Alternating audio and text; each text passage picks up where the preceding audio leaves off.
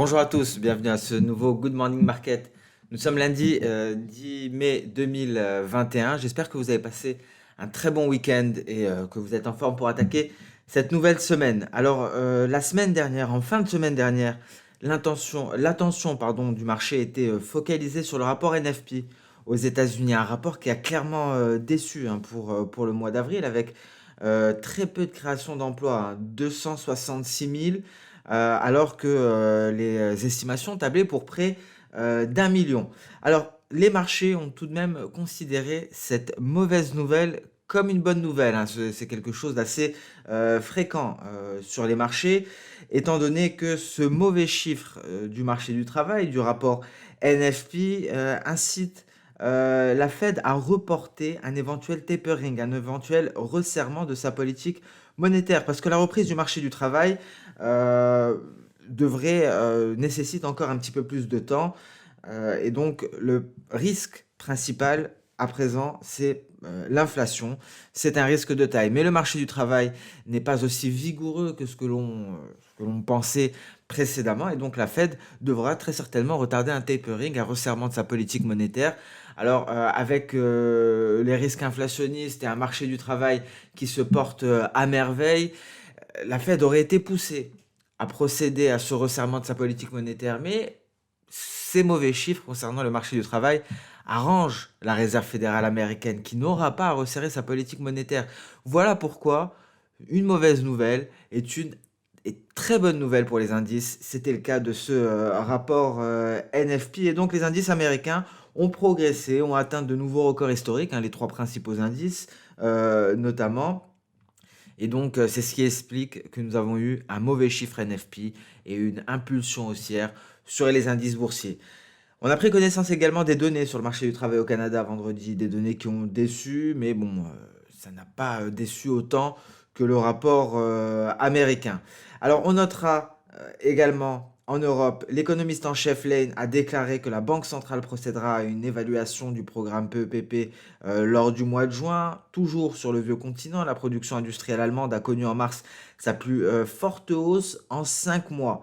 Et on a pris connaissance également des exportations et des importations supérieures aux attentes en Allemagne, ce qui signale donc un fort rebond de la demande mondiale. Donc des chiffres optimistes également en provenance d'Europe. Alors, ils n'étaient pas optimistes en provenance des États-Unis, bien entendu, mais c'était un mauvais chiffre qui était une bonne nouvelle, comme nous l'avons expliqué. Alors, on notera également des cours du pétrole qui ont progressé en hausse. Alors, il y a la situation sanitaire en Inde qui pèse, qui crée une pression baissière sur les cours du pétrole, mais les cours du pétrole parviennent à retrouver des couleurs, étant donné qu'il y a eu une cyberattaque sur Colonial Pipeline, c'est le principal opérateur américain de l'oléoduc, qui l'a contraint à fermer un réseau de carburant essentiel qui alimente les États de l'Est du pays, des États-Unis. Donc, nous avons Colonial Pipeline qui ferme les vannes et cela donc tire les cours du pétrole à la hausse. Donc voilà pour cette cyberattaque, un facteur haussier pour le pétrole brut, facteur haussier de très court terme, hein, donc ça ne perdurera pas. Sur le volet sanitaire, d'ailleurs, on continue sur ce sujet. L'Inde devrait recruter des centaines d'anciens médecins de l'armée pour soutenir son système de santé débordé, hein. On est à plus de 400 000 infections au coronavirus par jour. Et l'Union européenne a de son côté commandé 1,8 milliard de doses supplémentaires à Pfizer BioNTech. Donc voilà pour le contexte de marché pour ce début de semaine, en ce lundi 10 mai 2021. Pas grand-chose d'un point de vue du calendrier économique, un indice Sensix pour le mois de mai à 10h30 et des discours de Charles Evans de la Réserve fédérale américaine. Donc un lundi qui commence doucement d'un point de vue calendrier économique, comme habituellement, et un contexte de marché qui est soutenu par les mauvais chiffres du NFP, des mauvais chiffres du NFP qui ont soutenu Wall Street, qui ont soutenu la côte en Europe et qui ont soutenu également les indices asiatiques. Et d'ailleurs, en parlant d'indices asiatiques, nous allons passer directement sur le Nikkei. Vous voyez le Nikkei qui retrouve des couleurs, qui vient tester la borne supérieure. Nous sommes en données journalières, qui vient tester donc la borne supérieure de ce triangle symétrique. Alors, ce genre de figure chartiste ne nous indique pas le sens de sortie. Il faut attendre la cassure d'une des deux bornes, borne supérieure ou borne inférieure. Si l'on venait à casser la borne supérieure, ce serait un signal d'achat. Et donc, les objectifs seraient les précédents sommets. C'est aussi simple que cela. On irait chercher donc tous ces précédents sommets, aux alentours des 30 000 points, 30 300 points, pour aller chercher comme objectif ultime avant de nouveaux sommets les 30 700 points, et ensuite la voie sera ouverte pour de nouveaux sommets. Et à ce moment-là, si on... Alors beaucoup d'hypothèses certes, mais simplement pour essayer d'anticiper éventuellement, étant donné qu'on est sur la borne supérieure à l'heure actuelle, si on venait à casser donc la borne supérieure, on irait chercher tous ces sommets, et à ce moment-là, on aurait certainement un repli, ce qui nous permettrait de tracer des projections de soda, parce que là, on n'a pas grand-chose à se mettre sous la dent d'un point de vue de projection de soda. On a simplement ici un léger repli. L'objectif est atteint. Vous le voyez, c'est la projection V. Je vais peut-être zoomer, ce sera un peu plus clair. Donc on n'a pas grand-chose, donc il faudra attendre une cassure par le haut. Les seuls objectifs que l'on puisse déterminer dès maintenant, ils sont issus des précédents sommets tout simplement.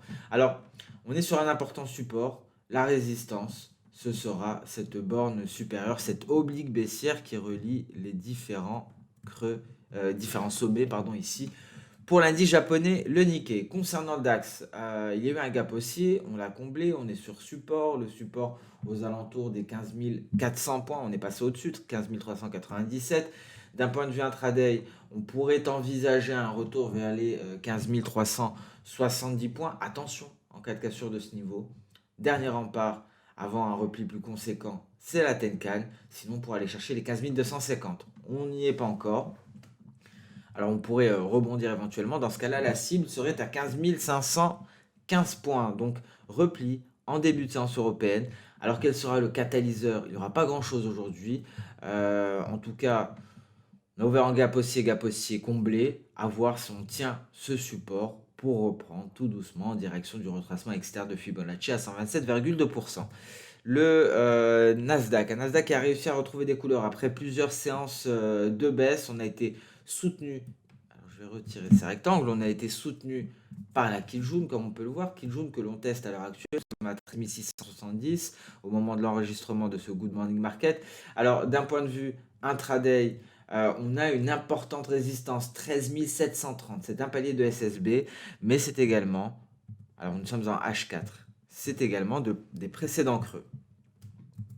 Donc c'est la résistance, il faut s'en affranchir, éventuellement s'installer au-dessus du nuage H4, ici, pour espérer intégrer le précédent range, ce qui nous permettrait d'aller chercher les 14 050 points. En revanche, en cas de repli, attention à toute cassure de ce niveau. Là, on devine un gros niveau d'un point de vue technique.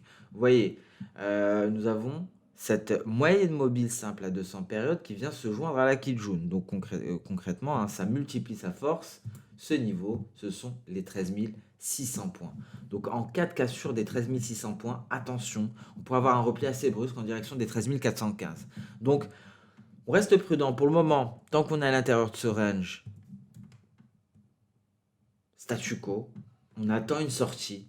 Donc concrètement, franchissement des 13 730 points, c'est un signal haussier. Cassure des 13 600 points, c'est un signal baissier. Voilà pour Nasdaq. D'un point de vue H1, pas grand chose ici. On a eu une belle sortie de nuage validée par la Chikou Span. On a bien progressé. On marque une pause. On a cassé la Kijun. Attention, il y a un trou d'air. Un trou d'air ici. Et le repli pourrait s'approfondir d'environ 0,60%. Concernant le S&P 500, une semaine qui a terminé sur des records historiques. Alors, léger repli des futurs peut-être en direction de la Tenkan aux alentours des 4211 points.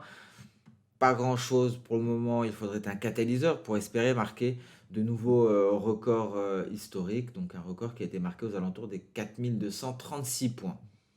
Dow Jones également sur des records, vous voyez ce graphique journalier, souvenez-vous, en intraday, nous avions à ce niveau-là, en fait cette partie-là correspondait à un triangle symétrique en intraday. Il n'est pas trop visible en journalier, mais en intraday, il avait le mérite d'exister. Alors on avait eu une fausse cassure au début, au retour à l'apex, et ensuite on se propulse à la hausse, nouveau record historique. Ici on a un objectif en H1, on a un retracement externe de Fibonacci, retracement externe issu de ce repli, qui est à 35 050 points. Donc éventuellement, si on parvient à se maintenir au-dessus de la Tenkan, c'est le prochain niveau à aller chercher retracement externe de Fibonacci à 261,8%. Russell 2000 statu quo, nous sommes à l'intérieur du nuage. Il faut attendre une sortie claire par le bas pour envisager des perspectives baissières, plus largement une cassure des 2240 points. Cette zone ici qui est composée d'une Kijun et de cette précédente projection d'Osoda, dans ce cas-là, on pourrait aller chercher les 2200 points. En revanche, si on sort par le haut, c'est 2300.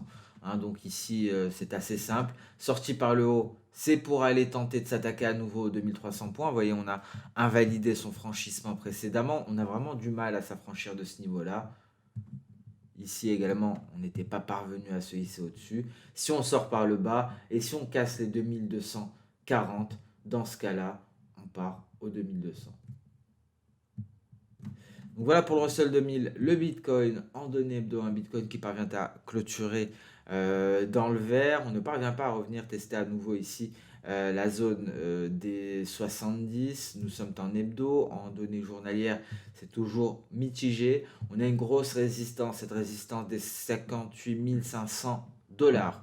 Grosse résistance qu'il faudra clairement franchir pour espérer un retour aux 60 000 voire 61 500 $. Alors pour le moment on s'y attaque à cette résistance. Est-ce qu'on va réussir à la franchir? Ce n'est pas dit pour le moment.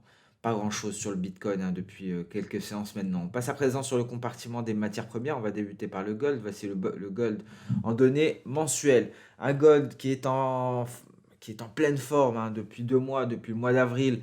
Vous voyez comment commence ce mois de mai. Nous sommes seulement le 10 et nous avons déjà une belle bougie verte ici que l'on peut voir. Une bougie verte qui vient s'attaquer à la Tenkan. Dernier rempart avant les 1850 $ l'once d'un point de vue mensuel. C'est le retracement de Fibonacci à 23,6%. En données hebdo, on a réussi à clôturer au-dessus de la Kijun. On est à 1835 à l'heure actuelle. En données journalières, on a surpassé l'objectif théorique, je vous le rappelle, de cette figure en double creux, figure de retournement. Objectif théorique qui était à 1817 $ l'once. On s'attaque au retracement de Fibonacci à 38,2%. Il faudra se hisser au-dessus des 1838 $ l'once pour espérer une poursuite de la hausse, pour aller chercher dans un premier temps les 1900 $, dernier rempart avant les 1928. Perspective haussière qui semble se confirmer pour le métal jaune qui progresse depuis qu'il est parvenu à se hisser au-dessus de l'objectif théorique de sa figure en double creux. D'un point de vue intraday, ici, on est en train de revenir, de se stabiliser au-dessus du retracement de Fibonacci à 78,6%.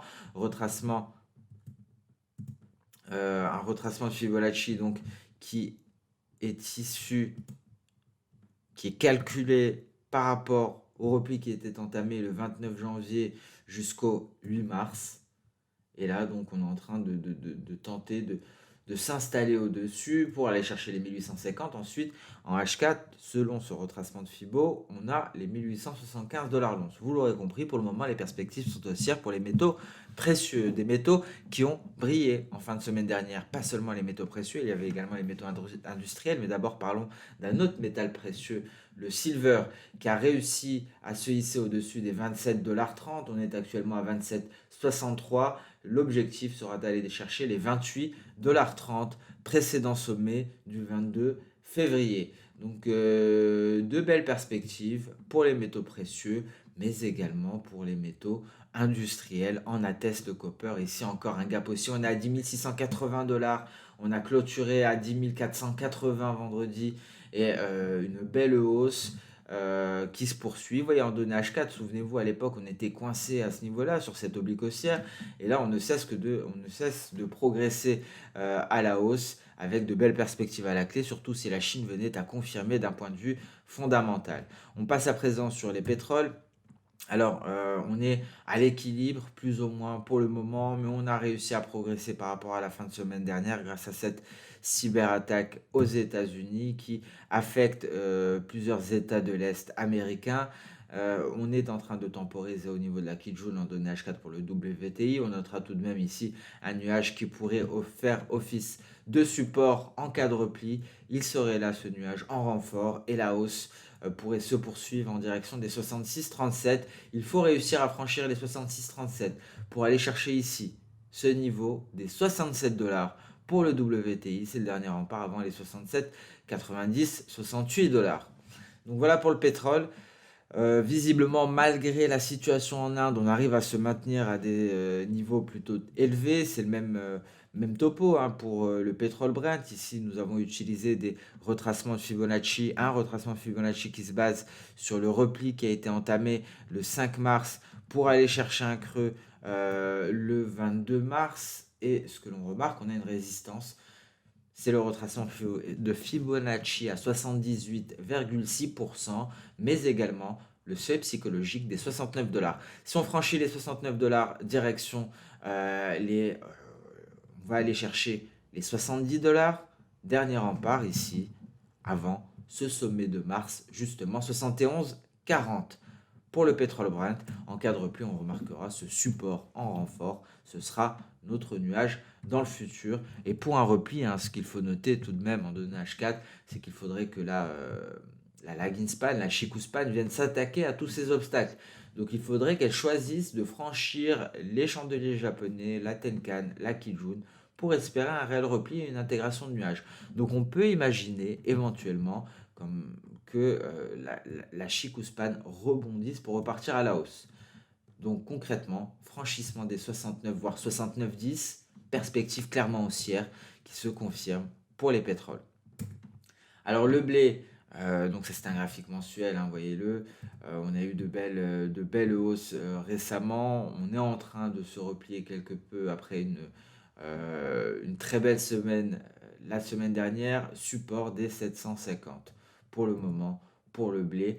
On revient sur la Tenkan, on est passé sous le retracement de Fibonacci à 78,6%. Le repli pourrait s'approfondir à 745 avant une éventuelle reprise. Le tout sera s'affranchir pour le blé des 767 ici. On passe à présent sur le marché d'échange avec un billet vert qui s'est effondré littéralement. Vous voyez ici en données mensuelles, on poursuit le repli hein, dans la lignée du mois d'avril. D'un point de vue hebdomadaire, ce fut une semaine rouge pour le billet vert. En journalier, vous voyez ce repli de vendredi, on tente de retrouver des couleurs à l'heure actuelle. Hein, un repli ici qui s'est clairement accentué en début de séance américaine. Et on est allé, alors je vais essayer de caler mon graphique, de l'ajuster automatiquement. On est allé en pullback ici, sur cette oblique baissière qui relie les différents sommets, les récents sommets intraday.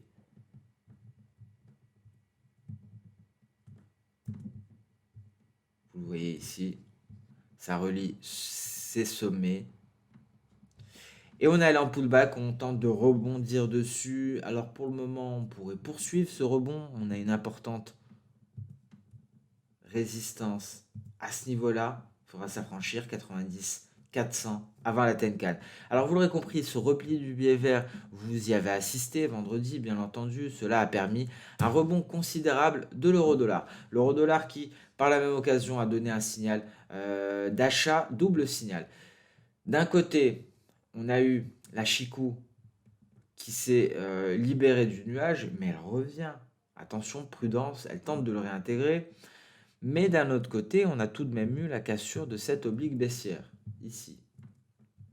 Cette oblique baissière hein, qui relie les différents sommets. Donc des perspectives qui restent haussières, mais on fait attention tout de même car on constate cette Chikou span qui tente de réintégrer le nuage. D'un point de vue ici intraday, rien à signaler, on semble sur support, un 21,50. Alors en cas de cassure de support, par contre, prudence, et c'est là qu'on verrait une Chikou span en données journalières réintégrer le nuage. C'est si on venait à casser, bien entendu, ce support des 1,21 50 car on pourrait aller se replier en direction des 1,2115. Donc on reste prudent aujourd'hui concernant l'euro-dollar. La USD vient s'éloigner de cette configuration en épaule tête-épaule. C'est pour cela qu'il ne faut prendre en considération ce genre de figure que lorsqu'il y a cassure de la ligne de coût. Donc là, c'est l'inverse qui vient se produire. Signal d'achat validé par la Chikuspan. Alors GBP-USD, très belle progression haussière du GBP-USD qui pourrait poursuivre cette semaine, une semaine importante pour le câble. Et donc on le voit ici, un très beau signal d'achat qui a été validé par la Chikuspan vendredi. On poursuit à la hausse, 1,4060 à l'heure actuelle. Vous voyez ici en données intraday, en données H4 pour le GBP-USD, sortie de ce drapeau, impulsion haussière considérable. On va au-dessus des 1,40 et là on pourra aller chercher les précédents sommets. Très belle progression haussière du GBP-USD. Alors NZD-USD, on n'a pas validé le signal. La Chikuspan reste dans le nuage malgré une sortie de nuage par le haut, malgré une sortie des cours par le haut. Je suis en train de m'emmêler les pinceaux. Donc il faut attendre que la Chikuspan se désengage du nuage pour espérer un retour vers les 0,7350, retraçant un Fibonacci à 78,6%. Et sur ce Good Morning Market touche à sa fin. On se retrouve cet après-midi pour le point hebdomadaire. On va parler inflation, car bien entendu, c'est le risque qui pèse actuellement sur le marché depuis qu'il n'y a plus de problème, il n'y a plus depuis qu'il y a eu cet affaiblissement du marché du travail. Le seul risque, bien entendu, c'est l'inflation et on va en parler cet après-midi. Je vous remercie pour votre temps. Je vous souhaite un très bon début de semaine, un début de semaine en douceur sur les marchés. Je vous remercie bien entendu pour votre fidélité. Merci pour votre temps. On se donne rendez-vous un peu plus tard pour parler un petit peu de l'inflation. Excellente journée et à plus tard. Au revoir.